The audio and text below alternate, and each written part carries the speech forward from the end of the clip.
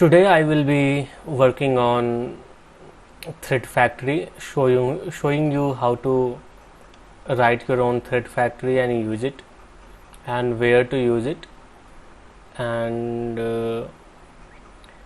different varieties of how you can do it on your own and use it for better managing the threads that you are creating for your application. So getting started.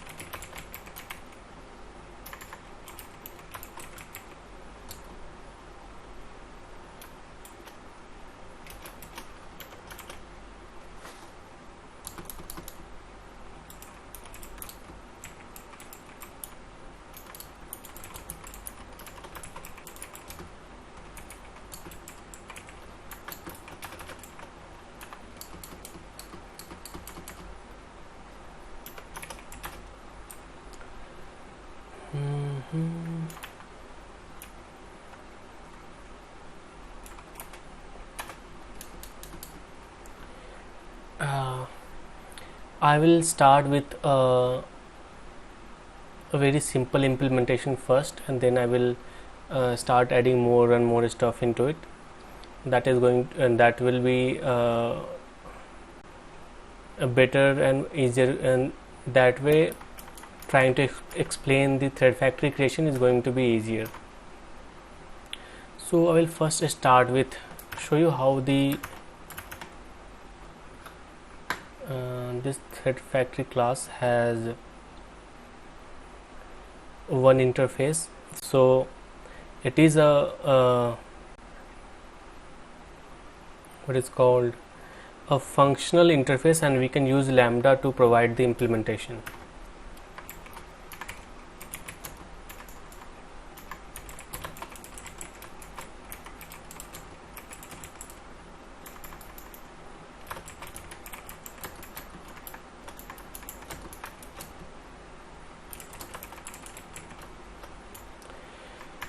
So it takes a runnable, the new thread function takes a runnable, so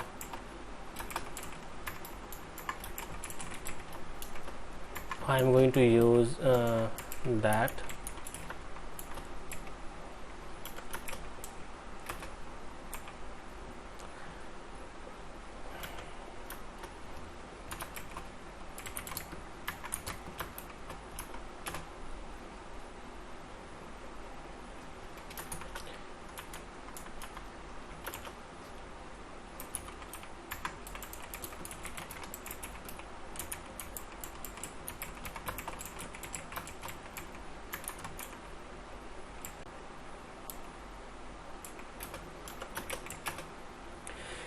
The thread factory class lives in Java util concurrent package like rest of its concurrent brother and sisters. I hope my sound is, I'm not having an issue with my sound. Everything is getting recorded properly. Okay, so you can see compilation succeeded and there is no issue with it. So you saw that I have used Lambda implementation. I will make videos sometime on this Lambda functional interfaces in future. Right now I'm trying to cover all the classes for concurrency implementation in Java. After that I will go on this functional interface, and because I think these are more important, and these ideas of concurrency and threads are found in every language, programming language that is used in mainstream, and any other language that is being created and developed right now, because concurrency or parallel processing is something that we cannot ignore, and we need in the time of multiple cores, and time where processors are very fast, and we need to utilize all the processing power, all the hardware power that is our processors has. And the laptop that I'm using is a Core i5, and it is of 8th generation, and it has, I think it has 4 cores or 2 cores. 2 cores, I don't exactly remember, but I think I see 8 logical cores while I use system viewer to see the system information. So I guess that it has 4 cores, and so there are you can say that there are 4 CPU, there are 4 processing unit that my laptop has. So I should be able to utilize to do 4 different tasks on 4 different CPUs, or at least, and that should happen. Because of that, concurrency and thread management is necessary, and every engineer should at least know that. And not there are very few people in the world who actually know or the right way to do concurrency, and I'm not one of them. And I know more than other people, but I don't know much about concurrency, because most of the engineering that we do in real world, right, like I do where I work during my day job or my regular job, are built on other processes, processes or other application frameworks. And those application frameworks are built on other application frameworks. So the concurrency part is hidden in those layers of application frameworks, and as a developer, I don't in generally we don't do concurrency programming. But if you are someone like me who wants to dig deeper and eventually have enough knowledge to be one of the best engineers in the world, so you know that these are something that you really need to know, and I have been putting effort into learning this concurrency and parallelism for last 2.5 years, and I have put a lot of effort. And after those 2.5 years and lots of putting multiple hours a day, I have been able to understand a bit about concurrency, a very little amount. I may not be implement little amount. When I say little amount, that means that I'm basically know a lot more about concurrency and multi-thread programming than other engineers out there, maybe more than 90-95% of people. So you can see how bad the situation is when it comes to multi-threading coding. After giving that a speech and bragging about myself, I should get back to coding this thread factory. Thread factory is a factory pattern, and it gives you it basically doesn't gives you it abstracts or encapsulates the method, encapsulates a method that you can use to return or create new threads. And again, I'm saying again that we this is not something that is very difficult to do, because basically it is a new thread method, and it's and this is called whenever the function which application which needs a new thread, and it calls the new thread method. Basically a new thread is created and returned to that function or application. But this is something that is provided by Java itself, Java trademark language TM. So this I think this is a class, or no, this is an interface. I guess this is an interface. This is a functional interface, and I think they have forgot to write annotated functional interface. And every interface which has only one function or method in it are functional interfaces, and we can use this to provide the implementation. So this thread factory class is used in APIs provided by the used as a parameter in the APIs provided by the Java application. So we are going to use it. Otherwise, it is not necessary. It is just a few lines of codes. You declare interface. You have to just have to declare an interface and write a function, and that is you can use it to create it.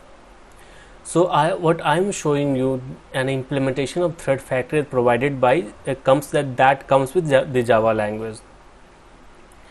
So I have provided a lambda version of implementation, and I'm going to use it.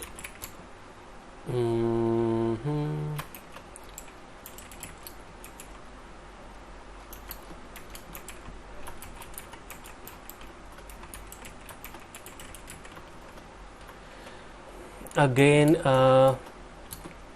the runnable interface itself is a functional interface, so I can use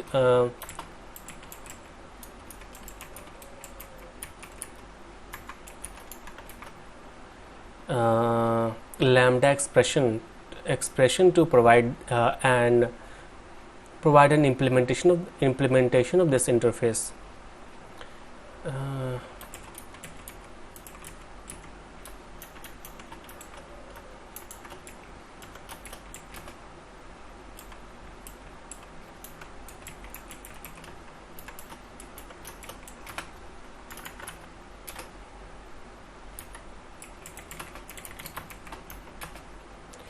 You can see it ran.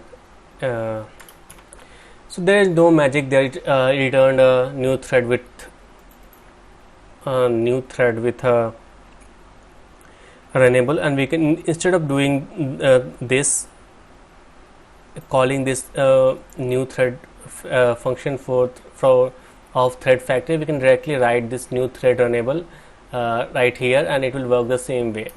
The benefit of this is I do not need to benefit is in case of when you write big applications, when you write multiple applications which at least is as big as multiple thousands of lines, like 5,000 line, 4,000 lines of code, then these things are very useful to have a, basically it is a utility function and nothing else. And the one more thing that is useful is that suppose tomorrow I want this thread to, for example,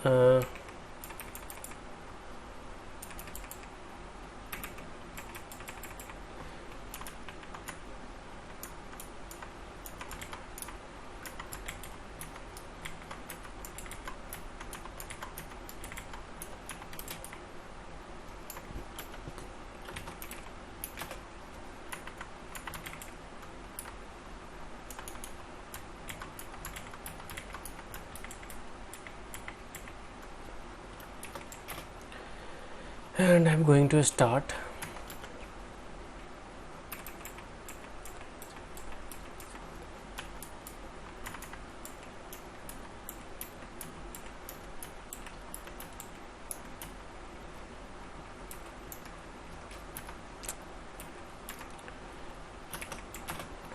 I'm showing you where it is in which cases these factory functions are useful. Cannot find symbol. 1 2 3 4 5 6 7 8 1 2 3 4 5 6 7 1 2 3 4. That was an extra. So 7, we have got a print statement of total number of the executed word has been printed 7 times. So all of the 7 threads, our threads have executed. So suppose I want something, I want my threads to have a name.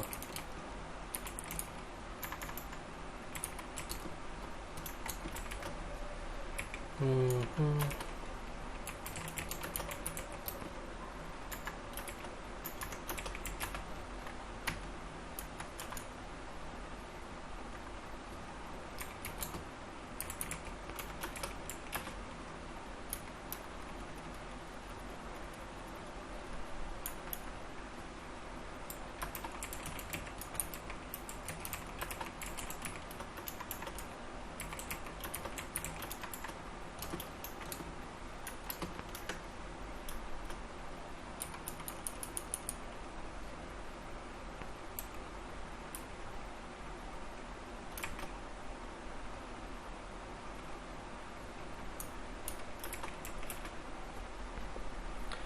So I'm just writing this into only first two threads, and you understand that I will have to repeat it for other threads too. So if just I want to write the to add the name for all the threads, so I had to make changes on in only one place over here, and it is going to be reflected in all the for all the threads. So it is, this is what where the benefit comes. But if we had used this new operator to create new threads, so in that case we have to go look through all the thread creation points and change the constructor to accept a name and provide the value. But in this case I modified at only one place, and it is going to work. As Java can the Java in Java everything is named Java, so it is difficult to talk about the features. This Java application which runs the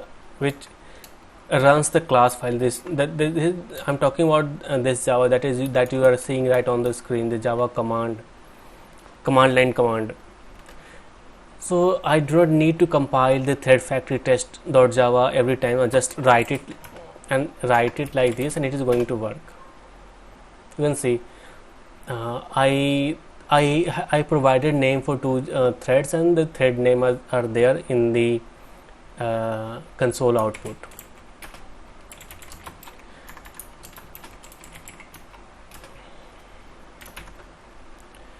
So this is one benefit of doing it, and another benefit is that again you want to have a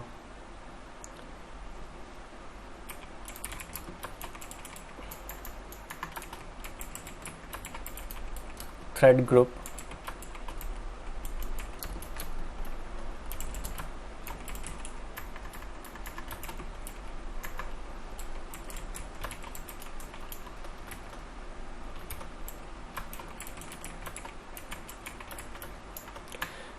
Suppose this is these threads let me have some water.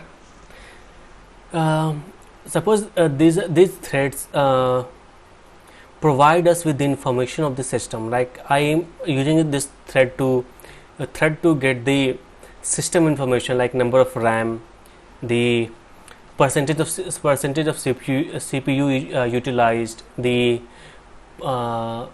charging status of the battery of the laptop, the percentage of battery that is charged or remaining, a number of hours that my laptop is going to run on the battery, or is my Wi-Fi connected or not, my internet is working or not. So if I'm trying to keep information of those system information, so I can create a thread group called system.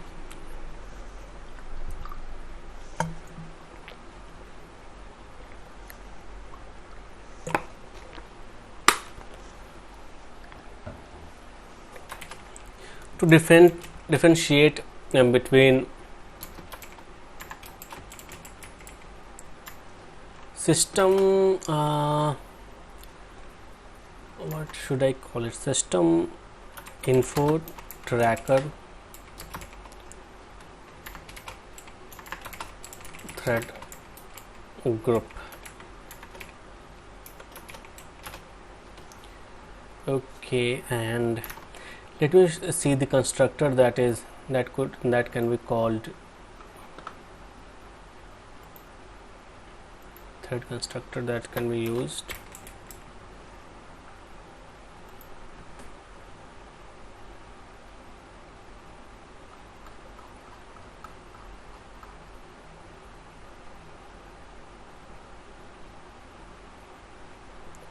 Okay, and thread group class provides many utility function to keep track of the threads that are contained inside or put in this group. So it provides a more feature to manage our threads.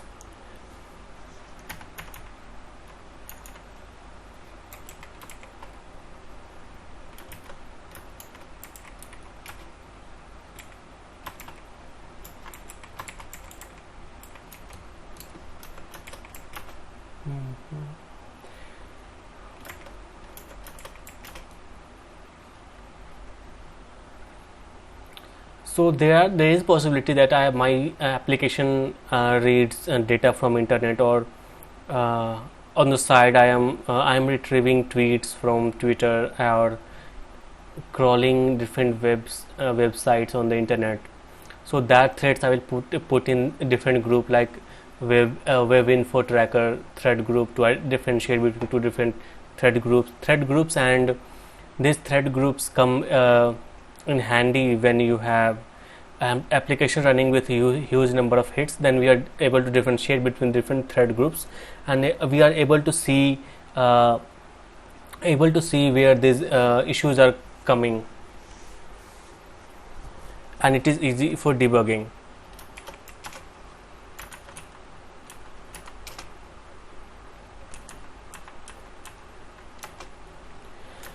So no difference, there is no difference right now because I haven't used it. So suppose I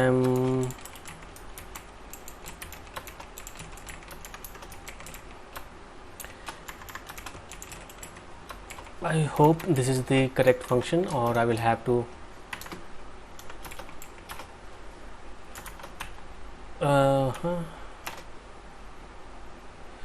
cannot find symbol. Content, not content.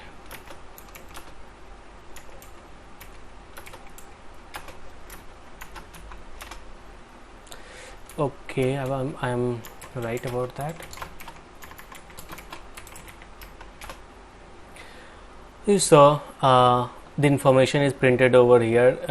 Thread group name, system info tracker thread group, maximum priority 10, executed. So we can this is how we can identify between different threads in our logs while debugging or while maintaining the threads, because thread group provides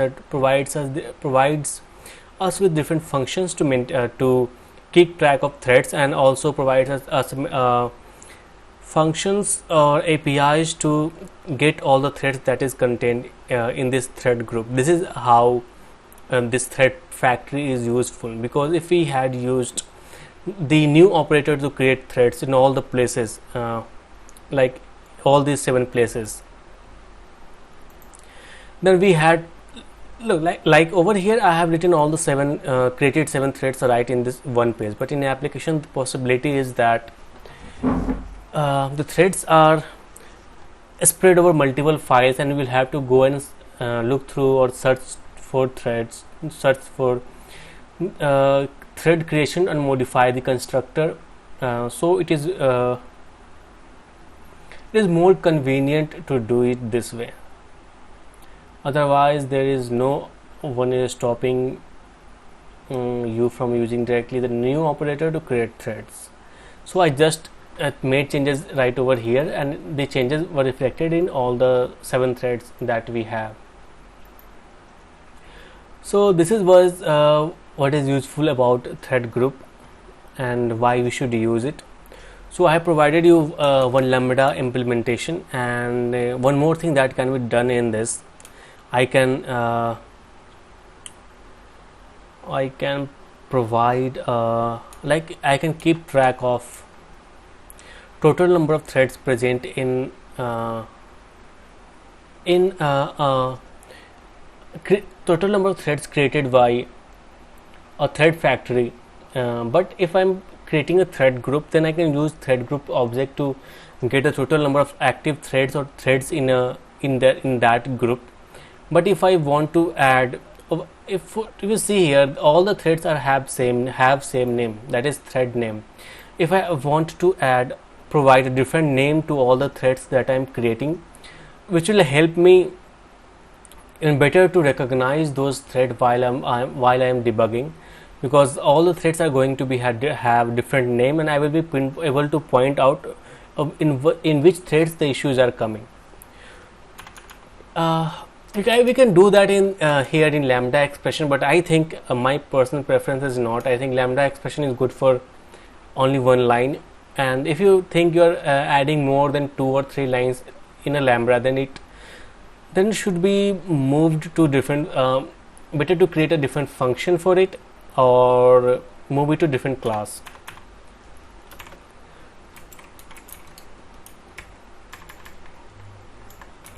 This is a non-public class, that is an inner class in the thread factory test, and I am writing it over here to prevent myself creating a different Java file for it.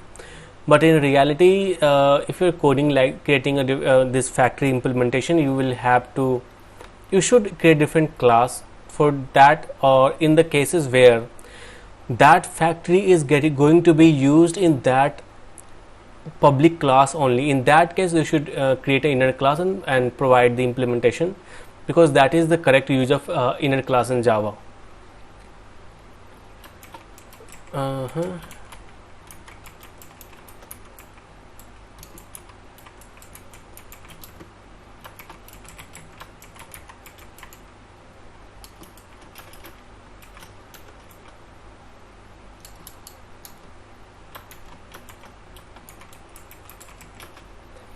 This override is not necessary at all.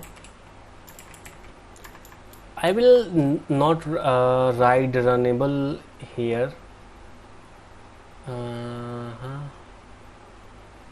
No, I will have to write thread here, because thread class implements a runnable, so I can write a runnable if I am returning a thread from a function. But during overriding, you can provide a subclass of that function, of that return type. Like if there was runnable, then I should be able to return a thread from that function. But if the function definition restricts you to return thread, then you won't be able to return the parent class as a reference. So we have no choice but to return thread. Use thread as add a return type.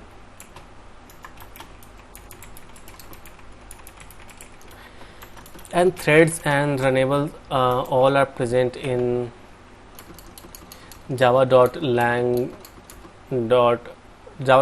package, so we do not need to import anything for this. So I'm going to create a thread.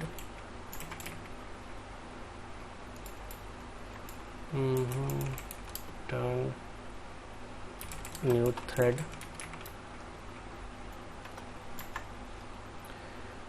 I will write same thing here, thread group, runnable, which is going to execute, and name of our function, name plus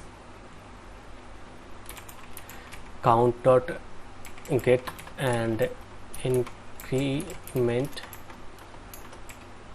So we have provided unique name for all the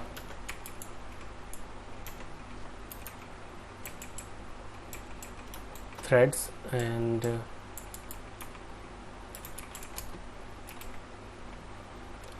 let me import that function.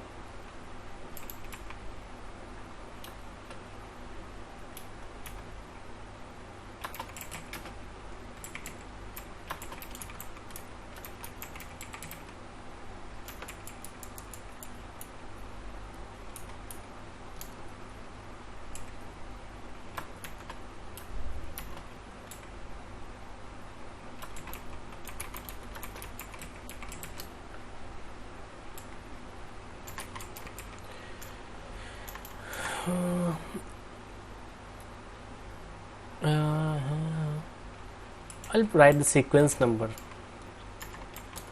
This is a sequence number, that is sequence of thread that was created, and seed value is going to be the value which the default value it is going to have is 1.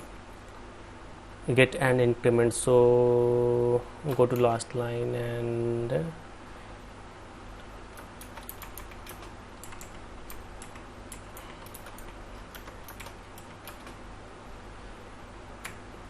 coming over here I'm going to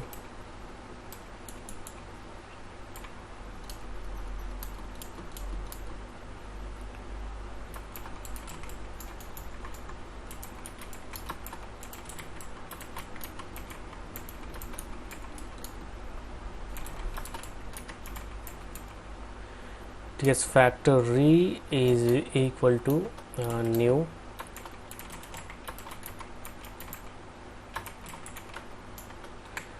as thread factory implementation is an inner class. We need an instance of the outer class to access the new operator to create a thread of thread factory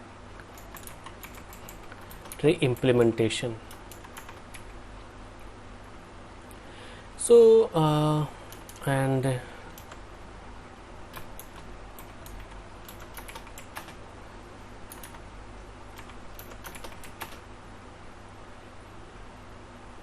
so I have commented this statement, and I kept the variable name as same as it was over here, so I won't have to change the reference name of thread factory in all the 7 places and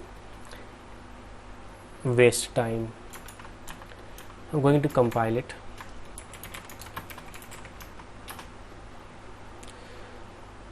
Error on line 20. Okay.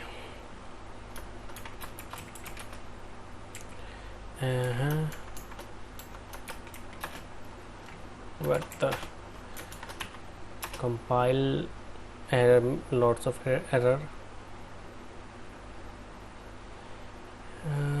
Cannot find symbol atomic integer. Okay, it is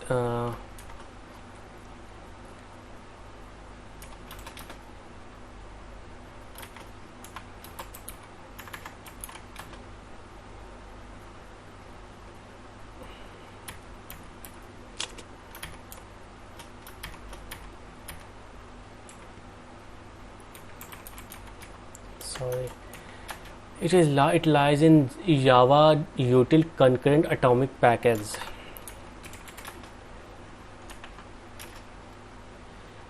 These are the issues you face when you are not using an editor. Cannot find symbol in thread factory test. Thread factory. Okay, the name of my class is wrong. Factory, FIC. As I have changed the name of my public class, I will have to modify the name of this file, otherwise it won't compile. Compiler is going to complain that public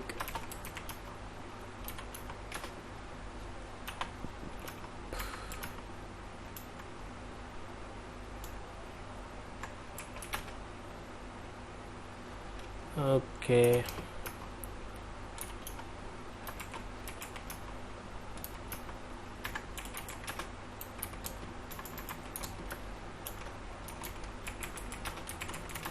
Otherwise compiler is going to complain that a public class should be present in its own Java file, and name of Java file should be the same as the name of the public class. So that part is fixed. I mean, I made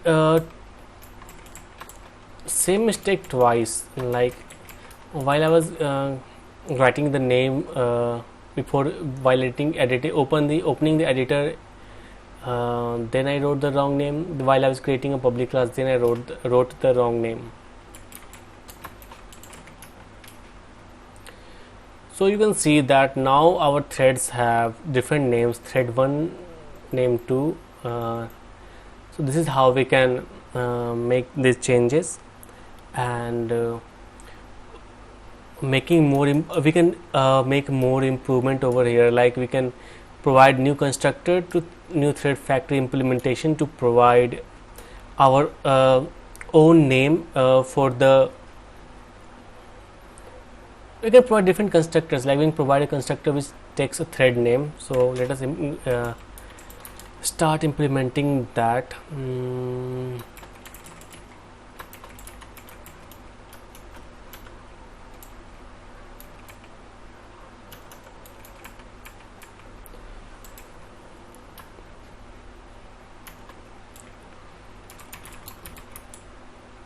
I'll say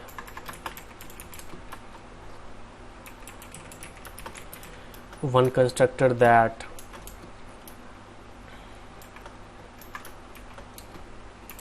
this dot name is equal to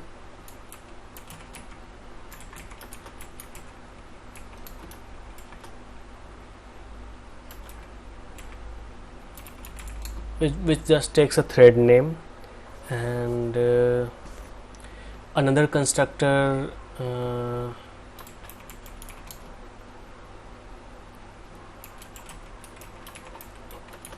thread group name and takes thread name.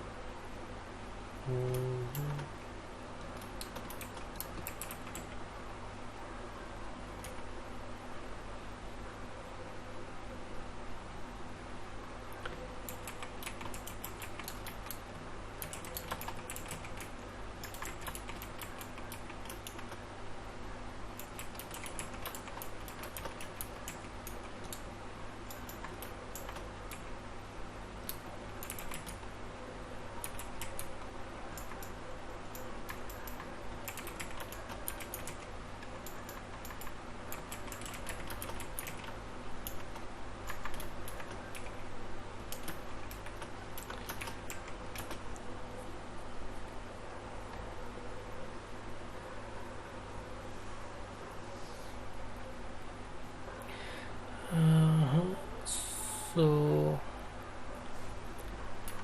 and thread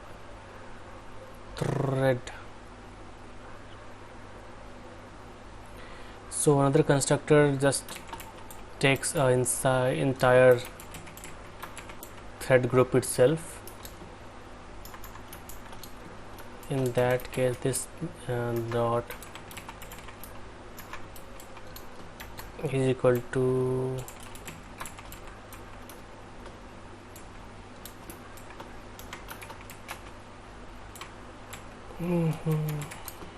one takes thread group and thread name.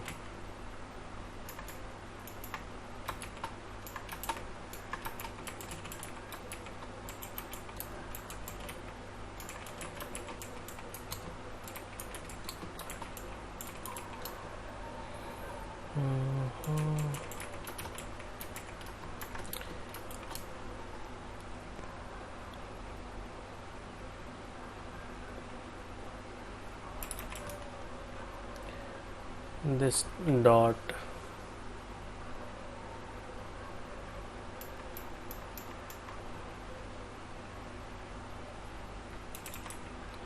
can do something like this.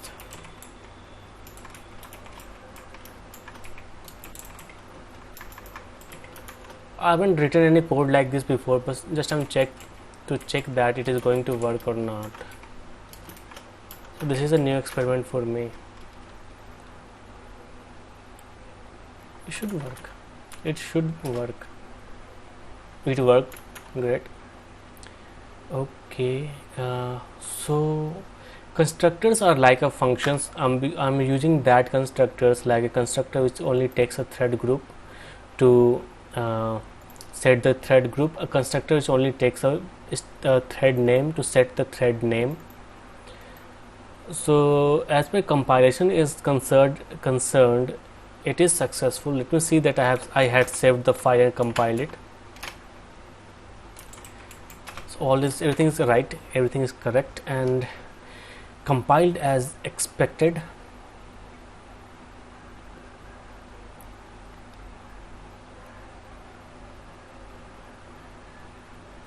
and these are the default value that is going to be there if I'm not using anything. So to just use the default value,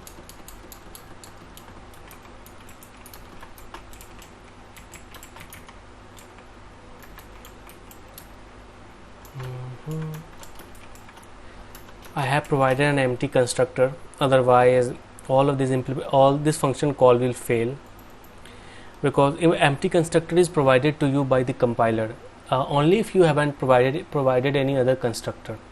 As I have provided other constructors, or even one constructor of my own that I put in the code, empty constructor is not going to be there. So I have provided empty constructor in order to for those users to use that who don't want to provide any thread name or any thread group, or provide any value for name or any group. So these are for them. And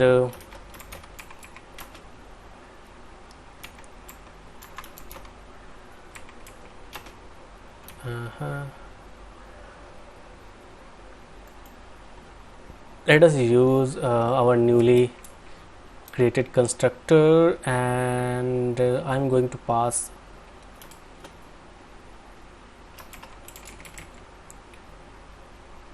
thread name here, and that thread name is thread. Compile, run. So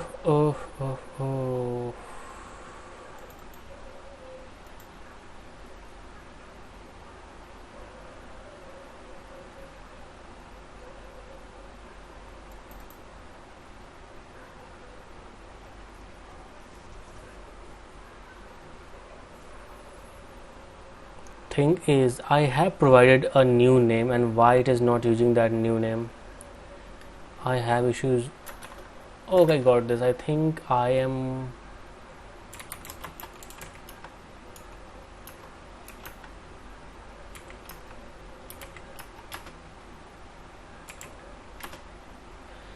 so what happened?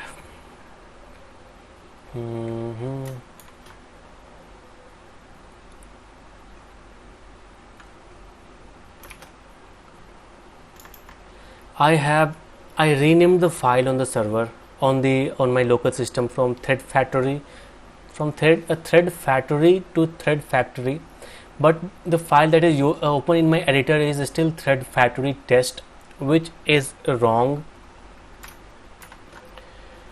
To fix that, I'm going to close this file, save and close this file, and move this file thread factory to thread factory test.java, and open that thread factory test.java file again. These are some issues that happens our live coding, and if you're not able to find that issues quickly, then you end up looking like an idiot and someone who doesn't know how to code. And that is correct. I haven't met anyone really who knows how to code or knows anything about engineering, unless he has been doing some high-end game programming for last 30 years. So if you are not someone who are doing that, then you don't know anything about engineering.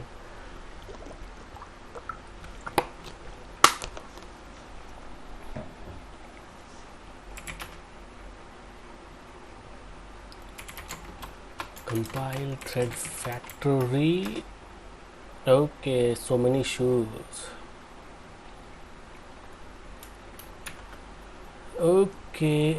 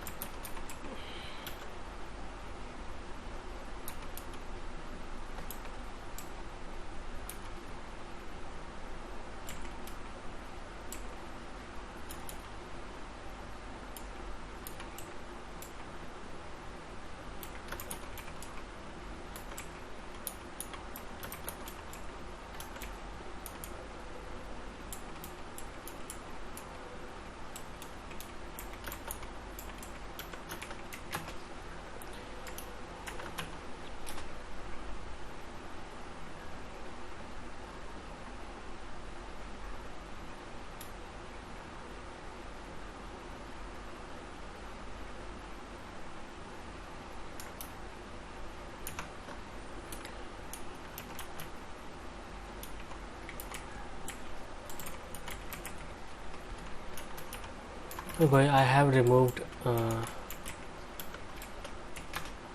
final keyword from name and thread, because I'm not allowed to modify a final variable anywhere once the value is assigned. If name was a final variable and no default value was provided to it, then this code won't have any issue and it will run successfully. But as I have provided a default value, that means I have put a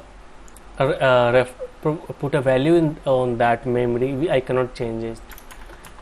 So that is the issue here, and I have two more error. Call to this must be first statement in constructor, which is correct. I knew this was going to happen, but I don't know.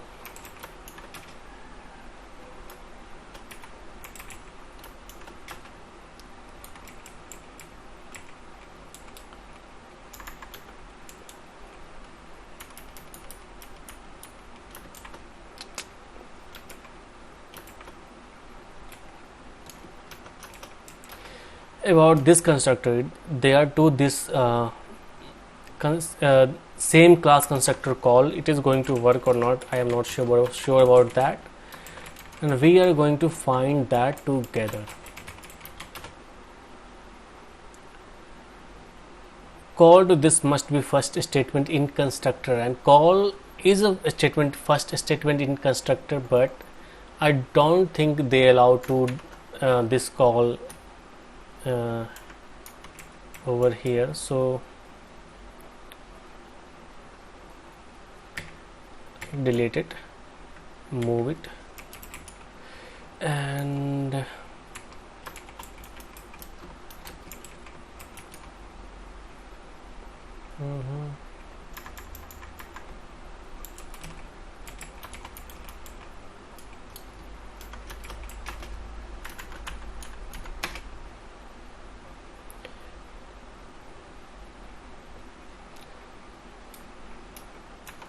third GRP.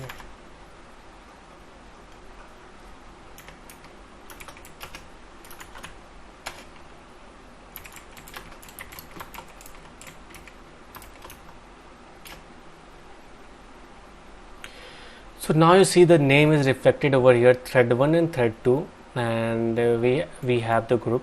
And in next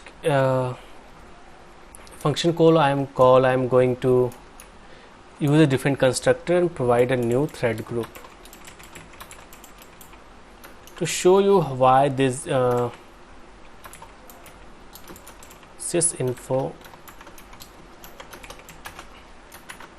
So you saw that how these APIs are useful. You can change, make changes one point, and this gets reflected entire through entire application. You see now the thread name is only sysinfo. Earlier it was system info tracker thread group, but it is sysinfo, and I'm going to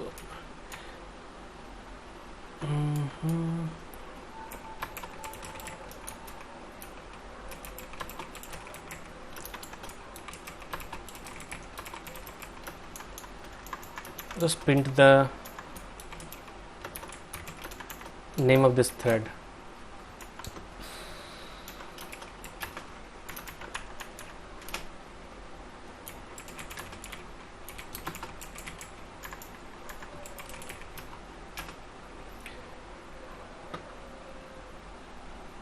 Oh yeah, over here sysinfo executed. This is the group name. So I think this is with I will going to end this session of on Thread Factory. It is a small interface, and I have shown you on the live coding session that how you can use it, and I hope that you got to learn something from it there. And definitely I got to learn something from it, that I cannot call this constructor twice in a constructor. So that was something I learned new, and I will be trying new things in live streams on live coding session in future, and I'll make mistakes and on live session to show that nobody knows everything, and I definitely don't know everything at all. and but I know a lot more about coding than most of the engineers out there. So if you enjoy it, follow me, and thank you for watching.